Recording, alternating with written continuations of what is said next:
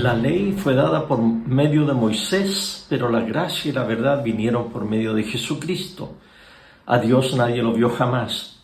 Quien lo ha dado a conocer es el Hijo unigénito, que está en el seno del Padre. Seguramente los judíos que leen a Juan tratan de comparar a Jesús con Moisés.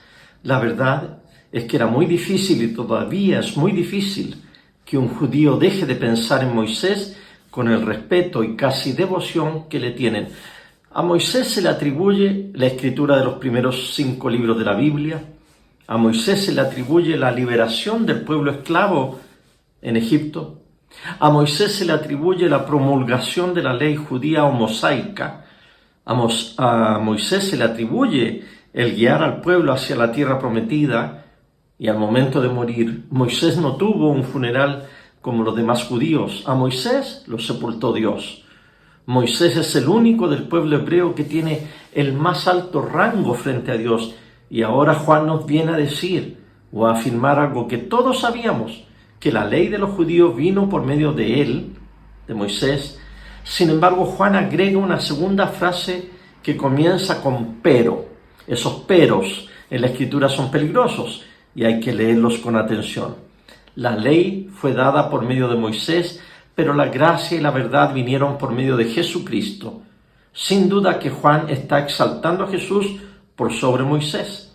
La ley es rígida, implacable, ciega, pero Jesús nos trajo la gracia y la verdad que es bondadosa, amorosa, misericordiosa.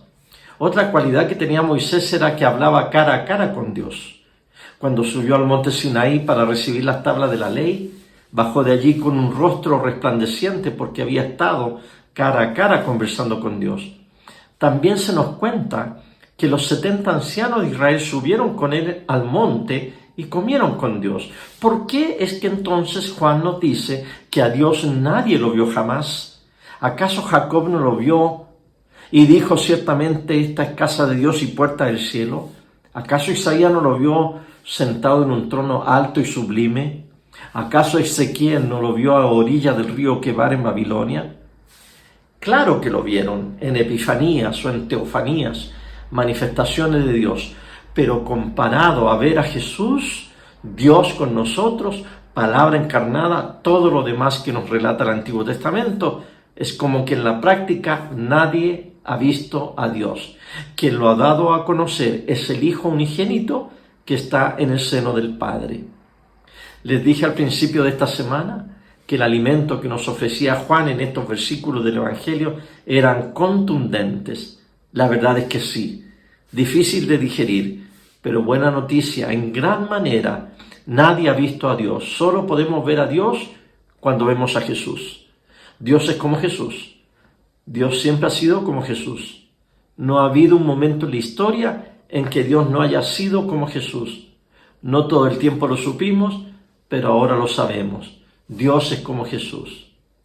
Y como dice un querido amigo, Dios es como el Padre también, sí. Dios es como el Espíritu Santo también, sí. Pero al Padre nadie lo ha visto. Al Espíritu Santo nadie lo ha visto porque es Espíritu. Solo hemos visto al Hijo, a Jesús. Por eso es que decimos que Dios es como Jesús, que estaba en el seno de su Padre y se hizo carne para mostrarnos cómo es Dios. Ahora bien, aquí en la tierra, en este orden de existencia, Jesús nos da a conocer cómo es Dios. Pero cuando llegue la restauración de todas las cosas, cuando el cielo y la tierra se unan y la gloria del Señor llene la tierra, como las aguas cubren el mar, entonces ya no veremos oscuramente como por espejo, sino que podremos entender a la divinidad. Por ahora y hasta el día de nuestra redención total, recibamos día a día la gracia y la verdad que provienen de nuestro muy amado Señor Jesucristo, el Logos de Dios, la palabra y la sabiduría de Dios que nos redimió con su sangre, perdonándonos todos nuestros pecados y dándonos vida eterna. Amén. Soy Fernando Soto, les invito a orar la oración de esta semana.